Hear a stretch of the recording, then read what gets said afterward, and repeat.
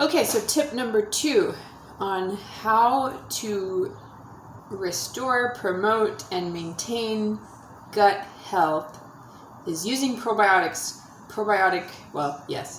Using probiotics and eating probiotic foods. So some of us will get, actually, I forgot about one of them. Alina gets a cute little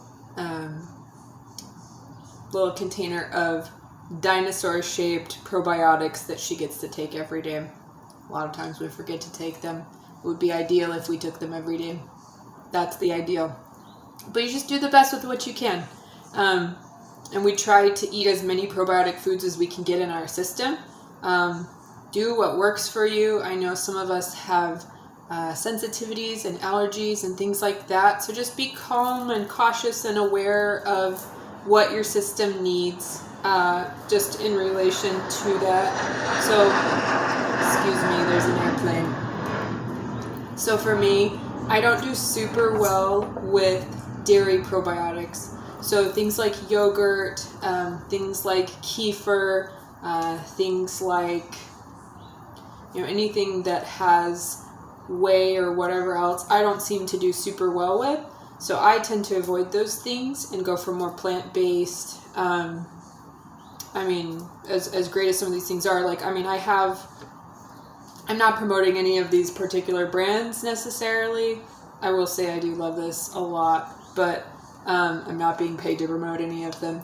This is mango lassi, which is an Indian drink that if you go to an Indian restaurant, you're going to be able to probably get mango lassi, which is yogurt, and Alfonso or Atalfo mangoes that they've put in there. It's a very cooling and a very calming kind of a drink to the digestive system. This thing is freaking good, but I can't drink a lot of it because it makes me sick. But this particular brand, if you can get a hold of it, it's like ice cream. It's delicious. And it's relatively decent as far as the ingredients go. So stuff like that. You're getting your probiotics in. You can do like a water kefir. So this one in particular has lemon and ginger in it. Those are 2 herbs that I really like to maximize in pretty much anything I can get my hands on. You've got your pickles. This particular brand I'm not married to or whatever. Just pickles or any kind of pickled items are going to be giving you those probiotic things. Watch out for ones that say things like they've got vinegar in it. You're looking for something that they've actually started the fermentation process in, which basically means they helped the food go rotten in the right kind of way. I know that's super gross, but that's what it is. Your intestines are, in Chinese medicine, they literally they help to ripen and rot the food. And so you're wanting to add things in there that are going to be benefiting the processes and the movement and the transportation of nutrients and things like that, and then getting rid of what you don't need, poops. You're going to be, trying to support those processes and doing all that you can to be able to add to that, rather than try to make a more, make a difficulty for that process to happen. So in Chinese medicine, one of the recommendations that they make absolutely across the board is try to drink things that are lukewarm or warmer in temperature. That's pretty hard for a lot of us that are, at least in the US, maybe some of these other places that some of you are from, Canada, and some of the other more westernized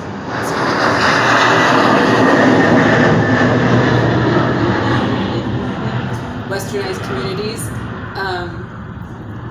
Cold drinks and cold foods and things like that can be really fun and really refreshing.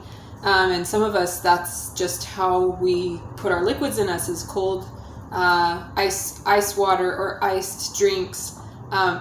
In Chinese medicine, it's actually one of the best ways to start dysfunction in the body, because your gut is literally the the like foundation of your health in so many, in pretty much every way, honestly. If you're looking at things from a holistic picture, and the gut, well, if you're looking at things from a holistic picture and you've got an imbalance in the body, a lot of times going back to the root of the gut being imbalanced in some way, shape, or form. So actually dual treating, maybe you've got like a sinus infection, you go back and you treat the digestive system at the same time too. So you move through those toxins and you help push things through as quickly as you can, at the same time as treating your sinuses, kind of a deal, helping to open and drain those in that particular situation. You're looking to be able to re-promote the health that's in your gut so that you can restore the balance in the rest of your body, because it literally all comes right back down to that. Kimchi. So this is, some of you might know, this is basically like a Korean version of what a lot of us know sauerkraut to be. Some of us are super familiar with kimchi. You know, you might eat Korean food all the time, or Asian type foods all the time, and that's not even something that is new to you. But it is a lot stronger because of some of the other elements that they'll put in there. So a lot of times there is some sort of like anchovy or fish in there. A lot of times they have the garlic and the ginger and spices, you know, the spicy spices like the peppers and things like that. And then they've got onions and they've got other things. You know, it's a very fragrant food. For those of you who are not used to a lot of fragrance in your food, you definitely have to check your breath after you eat the stuff. And I like to keep mine in a bag in the fridge because it can permeate and help the rest of the fridge smell like it. So, but it is an incredible, like, hands down, it is an incredible food that heals the body and helps with a lot of different things. I was going to mention yogurts. I like using coconut yogurt because I do have a dairy sensitivity. So that's awesome. Yeah.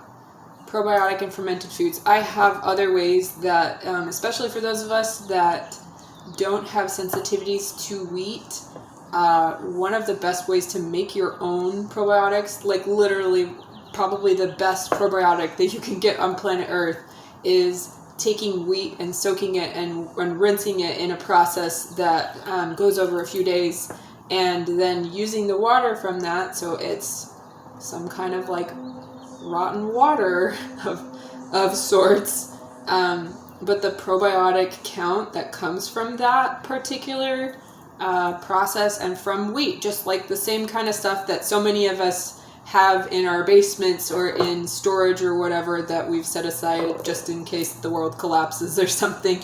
That wheat is the same wheat that you would just literally, I can give more instructions on that at another time, but you can buy that stuff for like $10 for the ounce, and it is one of, hands down, the best ways. Oh, hey, it's hands down one of the best ways to repopulate the gut. So I'll talk about that more in another video.